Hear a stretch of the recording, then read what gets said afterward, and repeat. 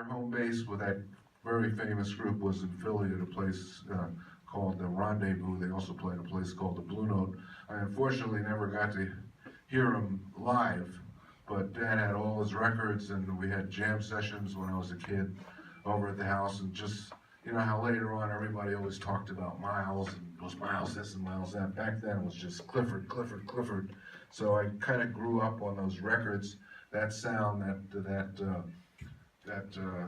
technique, that heartfelt, warm trumpet thing that he had, and all the records. And I didn't play yet, but I just grew up with that. And I remember one time he was playing Ghost of a Chance, a beautiful ballad that he plays on one of the records, and my father just grabbed me and said, you know, Randy, trumpet's the greatest jazz instrument. And I just had the sounds in my head. And when I was 8, we lived 1 block out of the Philadelphia city limits, so Philadelphia had a pretty good music program, particularly in a place called Northeast Philly. It was a place became very well known. It was a technical high school where you basically, you know, worked on the same tune, Ghost of a Chance, going.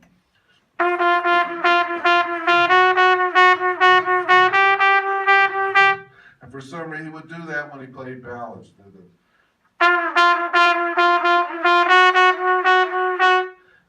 Dominic calls them ghost notes. But what I was kind of doing by listening to players, I was lucky. I listened to the right guys. It became known as doodle tonguing, as maybe many of you know. Bobby Shue maintains doodle tonguing first started on trombone because there was more space. There's a lot of theories floating around now. But from listening to trumpet players,